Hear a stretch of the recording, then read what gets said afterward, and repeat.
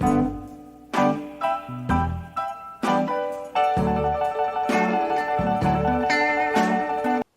are watching How to Be a Dissident. I'm Anton Bakari. How to be a dissident. Step 1. Learn about the American dissident Daniel Ellsberg. In the news outlet Common Dreams, Eric Ross wrote that for telling the truth about a war that killed millions of Vietnamese and conscripted a generation of Americans in service of empire and the preservation of official credibility, Daniel Ellsberg was charged under the Espionage Act and faced up to 115 years in prison. In 1971, Daniel Ellsberg gave the New York Times the Pentagon Papers. The Pentagon Papers were a classified government study that exposed the systematic deceit and misconduct of successive U.S. administrations in prosecuting the war in Vietnam. For 20 years, the U.S. government systematically lied about the U.S. war of extermination in Vietnam. In 2001, the U.S. government did it again. The Washington Post published the Afghanistan Papers. For close to 20 years, the U.S. government systematically lied about the U.S. invasion and illegal occupation of Afghanistan. The Washington Post said the U.S. government deliberately misled the public for 18 years. To decode the newspeak, the U.S. government fed propaganda to the public about the U.S. invasion of Afghanistan for nearly 2 decades.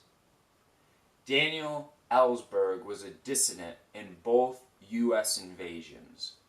Daniel Ellsberg said, "Dissent is patriotic, and to be loyal to this country does not compel us to be disloyal to humanity."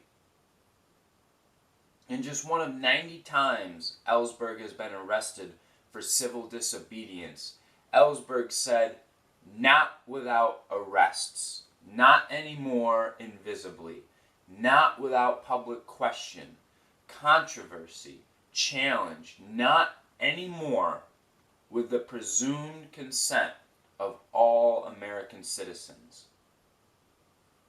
Ellsberg teaches any good dissident that dissidence takes courage, especially when the consequences are 115 consecutive years in prison.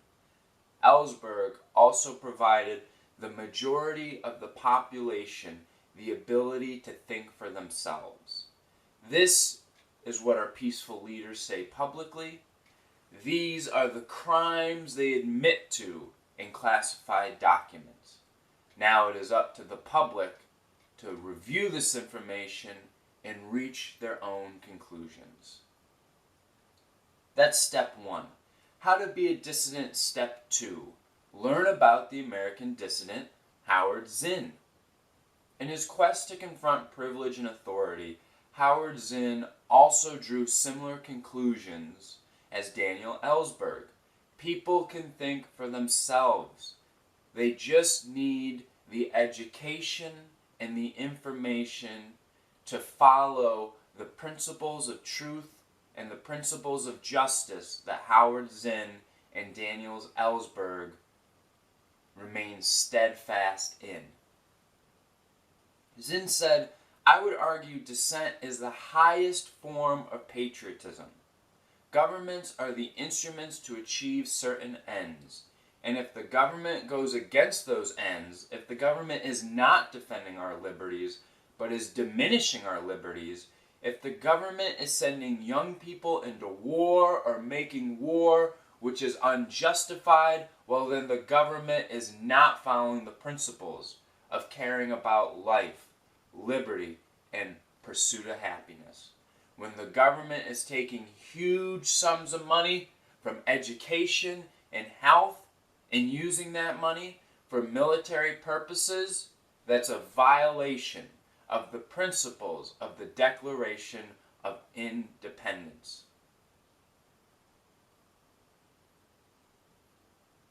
And a government like that cannot be obeyed. To obey a government like that is not being patriotic. At that point, when a government behaves like that, it is the most patriotic thing to disobey the government. That's right, Mr. Zinn. Dissent is patriotism. Furthermore, dissent is a duty. Dissent is a way of life. Howard Zinn teaches every dissident that dissent is in our American blood. America was founded on dissent. Americans dissented against the British Empire. Congratulations, you are a dissident. You mastered both steps, steps 1 and steps 2. Now turn those steps into action. Raise your voice. Confront privilege and authority. There are many ways to do it, and the issues are urgent. I'll give you an example. I'll show you how to turn your YouTube video into a message of dissent. The World Meteorological Organization, the WMO, confirmed in their report State of the Global Climate 2025 that sea level rise reached a record high in 2024. Sea levels stayed at that record high level in 2025. The World Meteorological Organization attributed the record rise of sea levels to a record rise of ocean heat. Both records were set by an increase in fossil CO2 emissions. In 2024, CO2 emissions reached its highest level in the last 2 million years. CO2 emissions continued to increase in 2025. The Guardian reported just 32 fossil fuel companies were responsible for half the global carbon dioxide emissions driving the climate crisis in 2024. In other words, fossil fuel companies are responsible for increasing CO2 in the air, the largest driver of global warming. As CO2 emissions increase, the planet heats. The World Meteorological Organization documented that the past 11 years, 2015 to 2025, were the 11 warmest years on record. Yale Climate Connections wrote, March 2026 was the warmest March on record for the continental United States in 132 years. It was one of the most astonishing extreme heat events of the century. As the planet heats, the oceans heat, and sea levels rise. The consequences of corporate greed are now measured in millennia. The World Meteorological Organization wrote, warming of the oceans will continue for centuries, and sea level will continue to rise. Earth will experience irreversible ocean warming for 1,000 years because we prioritized corporate profits over humanity. The Australian Antarctic Research Conference reported runaway ice loss causing rapid and catastrophic sea level rise is possible within our lifetimes. The East Antarctic ice sheet holds enough water to raise global sea levels by approximately 50 meters, 164 feet, if completely melted. Implications for our coastal cities and infrastructure are immense. To repeat, the World Meteorological Organization has said the warming of ocean temperature is irreversible. We are locked in increasing ocean temperature for centuries. And if all the ice in East Antarctica was to melt as ocean temperatures rise for 1,000 years, then our coastal megacities around the world are going to be inundated, are going to flood under the 164 feet rise in sea levels. To add insult to injury, the Wall Street Journal reported ExxonMobil issued its first public statement that burning fossil fuels contributes to climate change in 2006.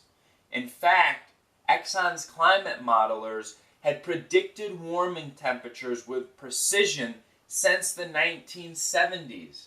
Yet in secret, Exxon's board directors and other top executives sought to cast doubt on the severity of climate change's impacts.